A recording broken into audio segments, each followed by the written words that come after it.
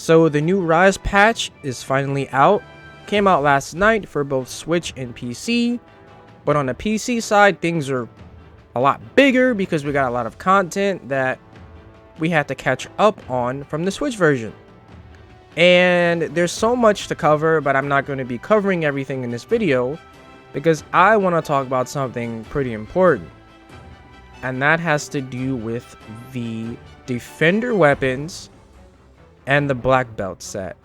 There's been a lot of discourse going on about these two things and whether or not these things are actually even needed in the game to begin with. A lot of people seem to think this is just going to make the game easy. It's going to encourage new players to basically face roll through low rank and most of high rank. Honestly, there's a lot of things to be said about this. So today, this is what we're going to discuss, and I want to hear you guys' opinion about this at the end of the video. So that means watch the video first and then give me your opinions about what you want to say about this set, because I have quite a few things to say about it. So let's get into it. So before getting into any heavy opinions about how this set works, there's two key factors in determining whether this set is either not needed or if it's just too powerful, right? So first, right off the bat, it is a low rank set. It's not even high rank. That's number one. Number two, it has 0 slots. No slots whatsoever. So you can't even customize this set at all. So let's get into the skills it has, because it's kind of decent, right? So basically, attack boost 4, air plugs 3, constitution 1, recovery up 1, and flinch free 1. I would say flinch free especially is pretty good, because especially in low rank, there's not a lot of flinch free options, and having 1 point is good enough for multiplayer to not get hit by most stuff. Attack boost 4 is pretty good, and you can stack that with a nice attack boost charm if you get lucky enough. Air plugs 3, I don't use air plugs anymore, to be honest, but it's welcoming. If it's there, I'll take it. Constitution's pretty good, especially, you know, using dual blades. Recovery up's pretty good too. So to be honest, I think considering this is a low rank set, the defense is pretty good for a low rank set. This is a good set to use if you want to blitz through low rank, right? Not that you would necessarily need it, at least for village. For low rank hub, this would actually make a lot of those quests go by a lot faster, especially if you play solo. And then playing with 4 other people using the same set and the defender weapons, which we're about to get into, is gonna wreck the shit out of monsters and multiplayer. I think this it's fine for what it is. It's not really too good and it's not too bad. It's kind of like a good balance. So now on to the defender weapons. So a cool thing about these weapons is that you actually start off with all of the base defender weapons, and then you have to upgrade them yourself.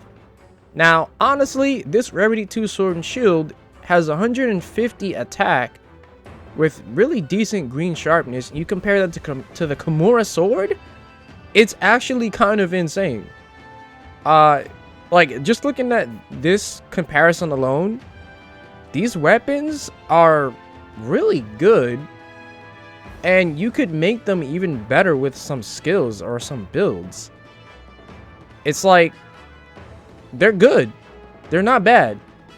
And I can't even really say they're overpowered, because there still are better options, but these are like so much easier to upgrade, you know? So these are really good. I'll say that they're good. They're not going to be your only option, but definitely they are a good option. And at least until maybe mid-high rank is probably when you'd want to use other weapons. But yeah, these are pretty good. So yeah, I mean, I really don't think there's a need to do a whole damage test or whatever, at least not yet, as I want to get this video out pretty quickly to give my overall thoughts on everything.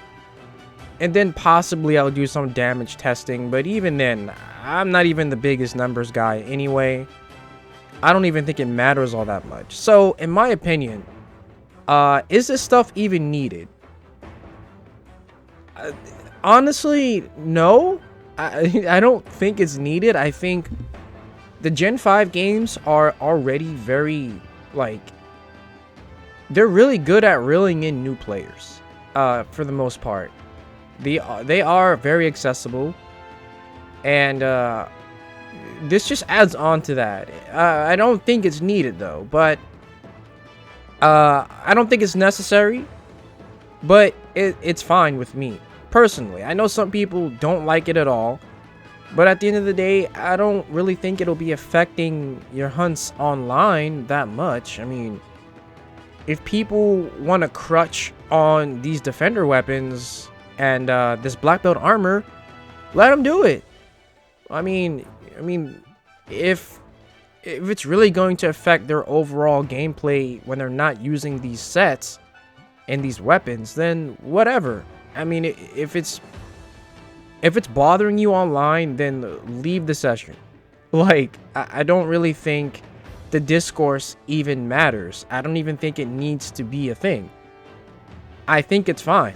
And to be honest, it's more content. And not to mention, it's an extra layered set. As far as the black belt set goes, it's an extra layered set, and then the defender weapons, it's just another option for a new playthrough or for new players coming into the game. And the fact that it's there, like, regardless of it being useful or not, the fact that it's there is going to draw in new players. It just is. You'd be surprised, like, FOMO and shit, like, you know, is it too late to play this game, or should I get into this now? It's surprisingly a real thing. So yeah, those are my overall thoughts about this stuff.